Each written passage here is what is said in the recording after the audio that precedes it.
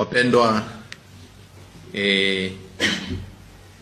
familia ya Mungu iliyoko Tanzania, sisi kama Secretariat ya Baraza la Maaskofu Katoliki Tanzania tunapenda kuwapa ujumbe unaogusa umma mzima kutokana na waraka fake au waraka usio sahihi uliosambazwa kwenye mitandao ya kijamii kuanzia jana tarehe 12 mwezi wa 10 mwaka 2025.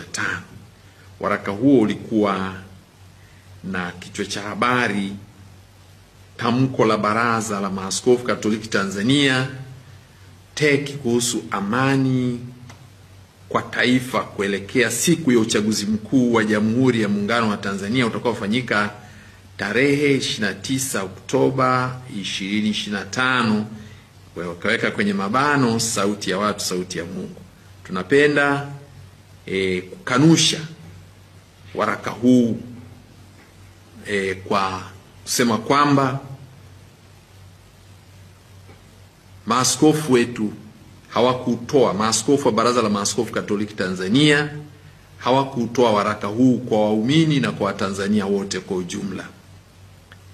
Baraza la Maaskofu Katoliki Tanzania halihusiki na hayo maudhui yaliyomo kwenye andiko hilo ambalo lina hicho kichwa cha habari: tamko la Baraza la Maaskofu Katoliki Tanzania TEC kuhusu amani kwa taifa kuelekea siku ya uchaguzi mkuu wa Jamhuri ya Muungano wa Tanzania utakaofanyika tarehe 29 Oktoba 25.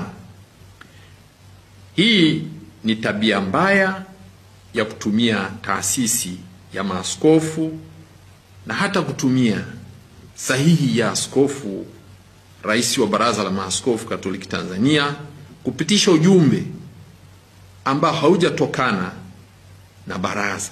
Na hivi tunasema ujumbe huu au waraka sio tamko la maaskofu, na tabia hii mbaya ikomeshwe na wenye mamlaka ya kukomesha wanaokiuka taratibu za taasisi zingine.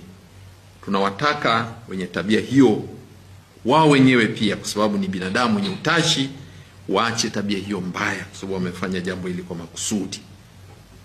Na Baraza la Maaskofu limeagiza ujumbe huu ukanushwe, na hivi kuanzia leo, tangu jana, ujumbe huu tunasema neno hilo limezoeleka kwenye vyombo vya habari ni fake.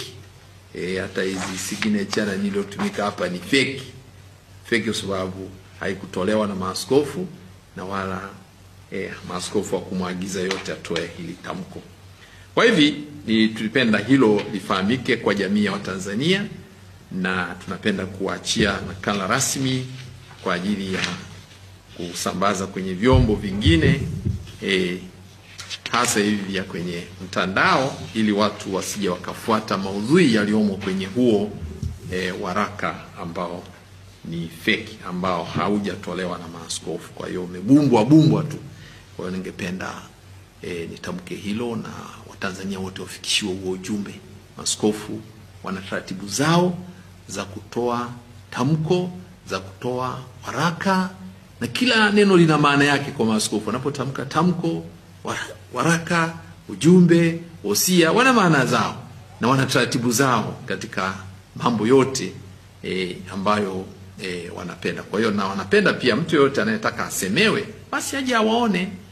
Yule aliyetaka kusema haya alikuwa na uhuru kabisa kwenda kwa paroko. Uzuri si tuko kila ziliko familia, tuko kule. Kuna jumuiya ndogo ndogo, naenda kwa mwenyekiti wa jumuiya, atakupeleka kwa paroko, paroko atakupeleka kwa askofu, askofu atakufikisha kwa rais wa Baraza la Maaskofu. Hao ndio wasemaji wakuu wa kanisa, kuanzia kwenye familia kwenda juu. Na hata mtoto, unamwona kwanza mzazi wako, afu unaenda kwenye jumuiya, unapanda kwenda hivi.